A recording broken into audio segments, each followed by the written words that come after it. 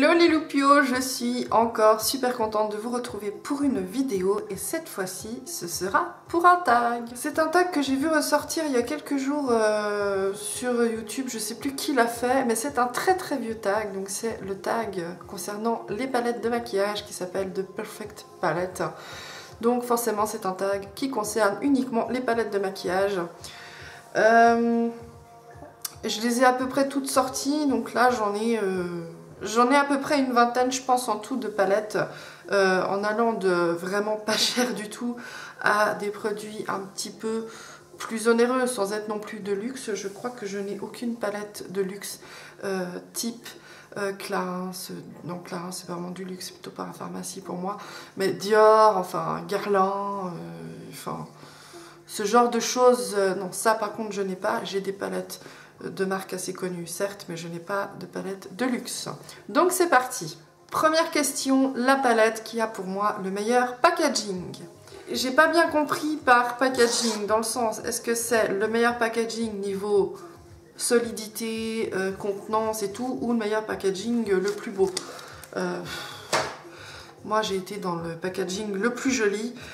Pour moi il y en a deux. J'en ai sorti deux.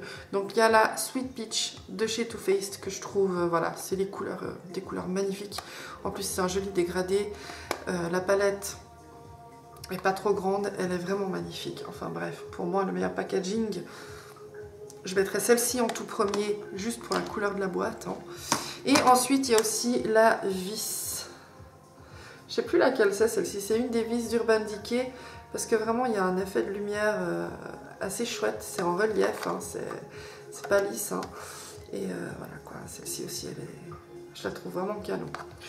Donc voilà, j'en ai mis deux, hein, excusez-moi, mais si je dois en choisir qu'une, ce serait celle-ci.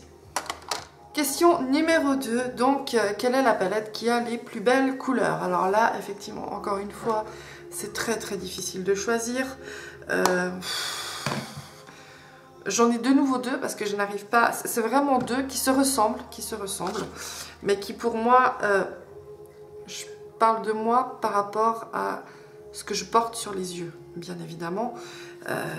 Le neutre, c'est joli, mais bon, ça va un moment. Pour moi, il y en a deux, donc c'est ces deux-là qui se ressemblent. Hein. Alors attention, elles se ressemblent. Hein. Alors, la Huda Beauty qui est juste magnifique, puis alors d'une pigmentation de malade. Je peux vous faire 2-3 swatchs. Enfin, vraiment d'une pigmentation. J'ai encore des traces d'avant. Enfin, voilà quoi, il n'y a pas à dire. Hein, c'est pigmenté. Hein. Voilà, donc la Huda Beauty. Et une, enfin, qui est pour moi, je pense que c'est mon petit bébé d'amour. C'est la Modern Renaissance de chez Anastasia Beverly Hills, qui lui ressemble fortement, mais vraiment, elle est sortie avant celle du Huda Beauty, mais oui, alors voilà, elle se ressemble pas mal par rapport à certaines couleurs. Voilà, après c'est pas totalement identique, mais voilà. Celle-ci pour moi c'est la plus belle, et puis alors la pigmentation, je crois que c'est encore... elle est un peu poudreuse, mais alors... Enfin voilà, non, alors celle-ci est... Wouh. Celle-ci, elle est... La Anastasia, elle est dingue. Voilà, encore un petit orangé aussi. Un petit peu orangé, comme ça. J'ai plus de place, hein.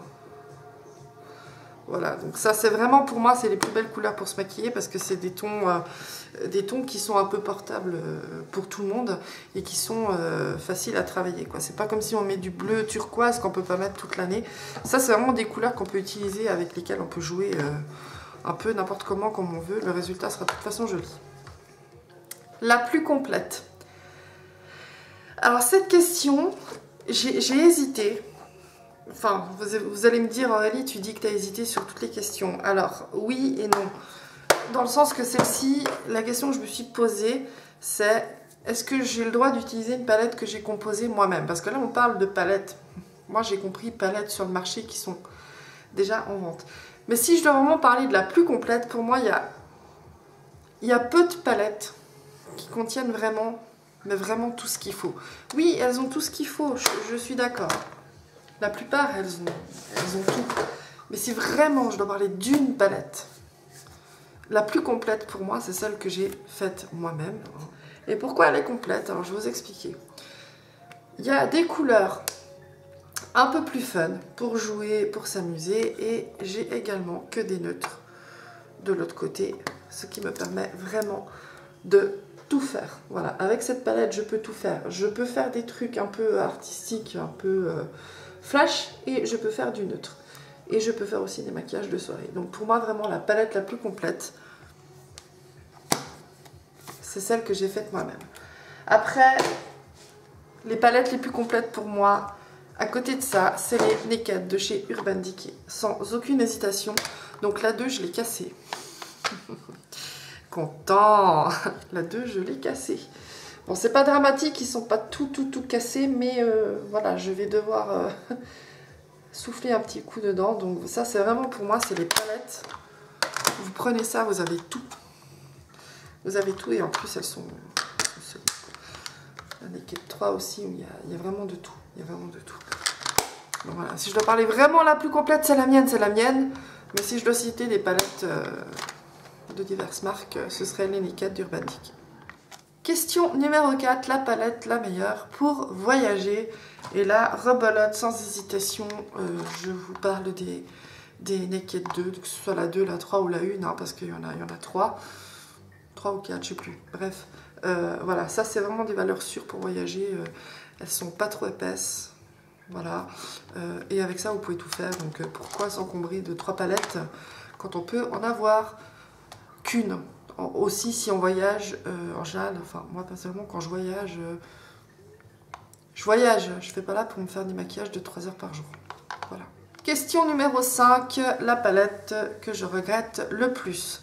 La palette que je regrette le plus, c'est une palette de chez MAC. Si, c'est possible. Et c'est une palette que j'avais achetée en édition limitée lors des fêtes de fin d'année, je sais plus de quelle année, hein, qui est une petite palette, alors qui est très jolie, hein, très, voilà. Et qui est, ma foi, franchement complète, hein. Et je vais pas vous mentir. Pourquoi je la regrette? Alors déjà, parce qu'elle coûtait... Voilà, c'était une édition spéciale, donc qui dit édition spéciale dit un petit peu plus cher. Et que j'étais un peu déçue, parce que au final, j'ai ces couleurs-là dans d'autres palettes déjà. Et que la pigmentation, sincèrement, c'est pas ça, quoi.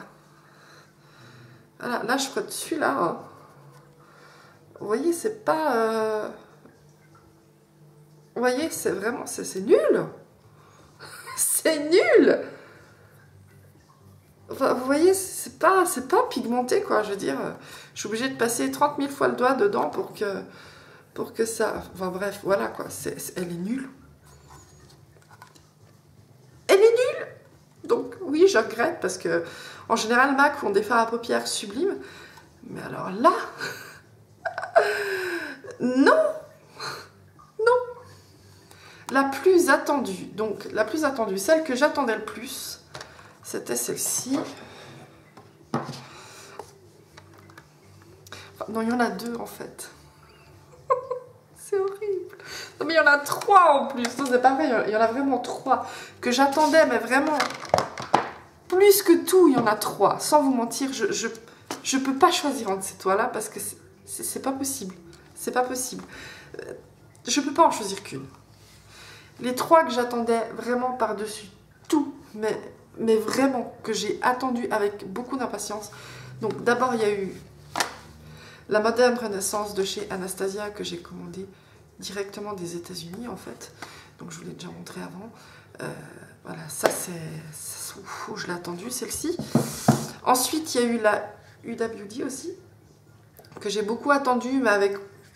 Je l'ai attendue, mais moins que la Modern Renaissance. Vraiment, la Modern Renaissance, je vous dis pas à quel point je l'attendais. Puis alors, celle-ci, hein. Celle-ci, je l'ai attendue. Si vous saviez combien de temps je l'ai attendue, celle-ci. Vous savez combien de temps je l'ai attendue? Non, vous savez pas? Bah, je vais vous le dire. Sincèrement, depuis qu'elle est sortie, donc sa première date de sortie, je la voulais. Et j'ai attendu, après elle était en rupture de stock. Et le temps qu'il la ressorte et que je puisse la commander, ben je l'ai, ça fait 2-3 mois je crois que je l'ai. Et puis...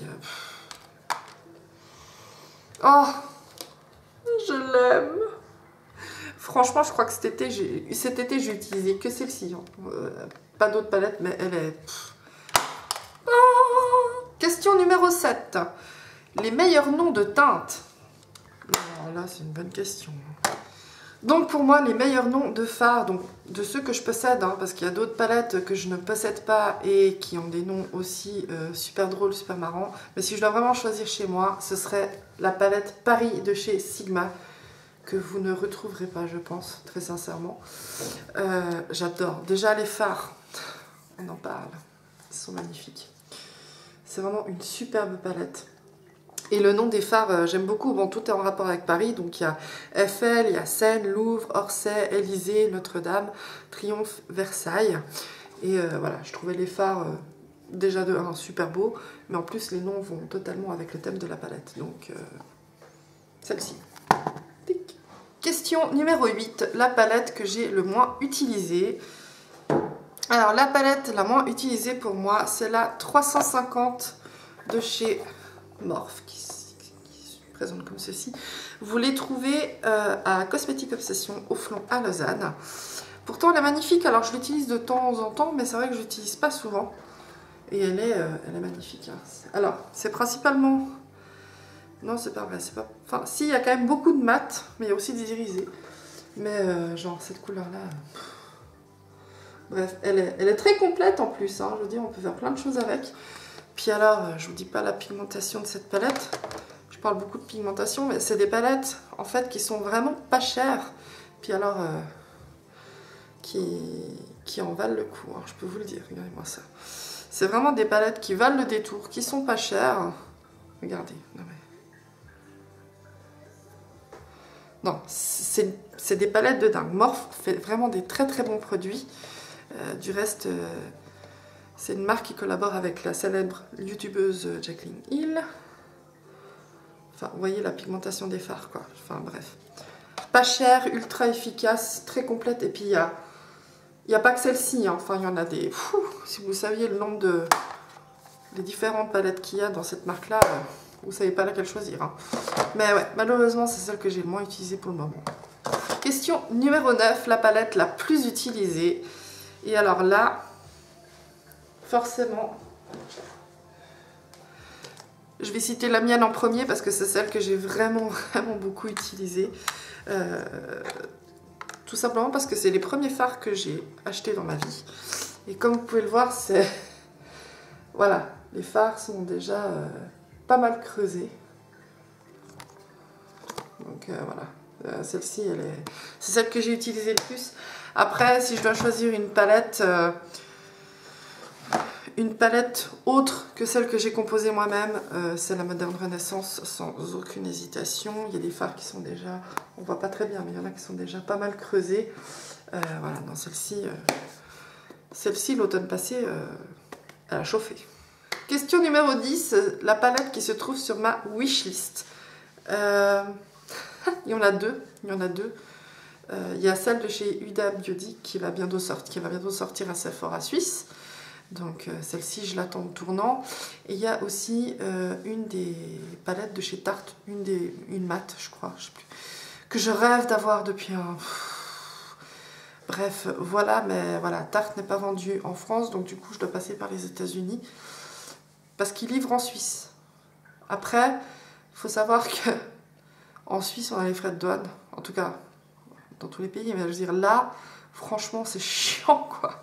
Tu commandes une petite palette et tu dois payer 30 francs de plus, alors que la palette est déjà chère. Donc voilà, ça viendra peut-être l'année prochaine. Pour l'instant, on est d'accord, hein, j'ai assez de quoi jouer, on est d'accord. Mais bon, en tant que make-up addict, hein, enfin, il nous les faut toutes ces palettes, qu'est-ce que vous voulez, il nous les faut toutes. Donc voilà les loupios, cette vidéo est terminée, j'espère qu'elle vous a plu, j'espère que elle vous a montré des choses qui peut-être vont vous donner envie d'en acheter une. En tout cas, moi je donne toujours un avis objectif sur les produits.